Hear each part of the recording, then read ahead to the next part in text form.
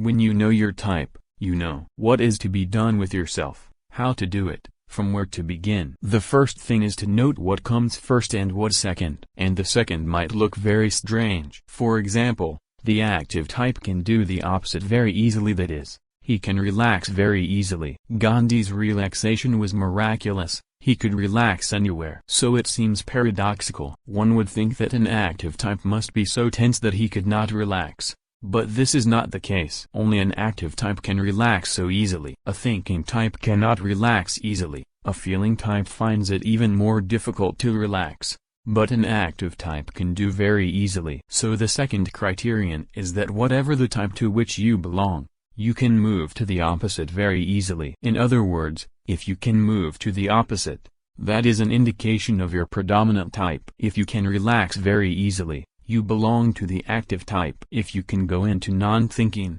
no thought, very easily, then you belong to the thinking type. If you can go into no feeling very easily, you belong to the feeling type. This seems strange because ordinarily we think, a feeling type, how can he go into non-feeling? A thinking type, how can he go into non-thinking?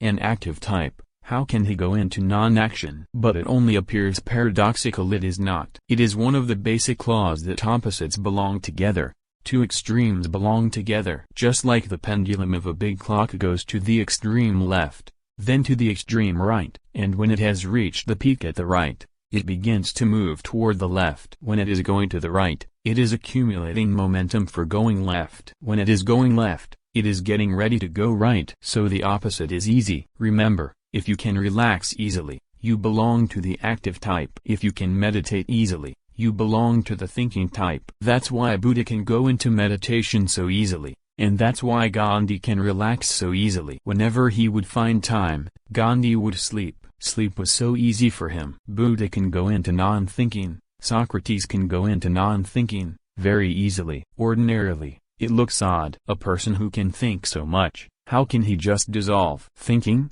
How can he just go into no thoughts?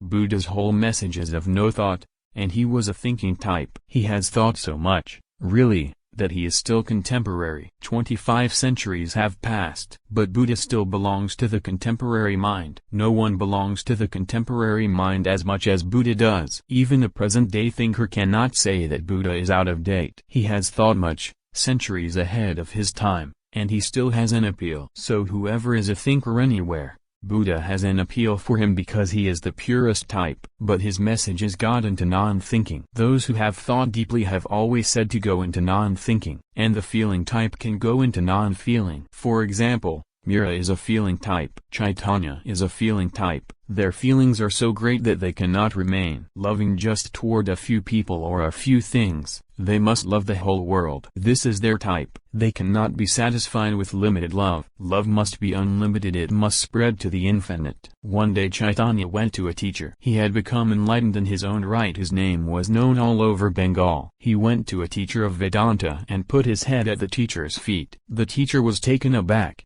because he respected Chaitanya so much. He said, "Why have you come to me?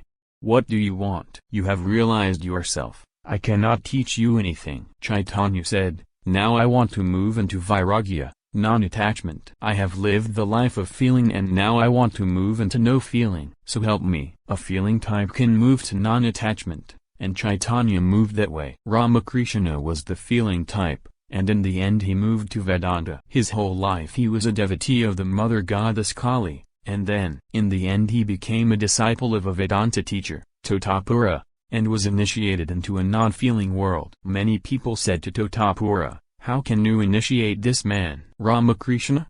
He is a feeling type.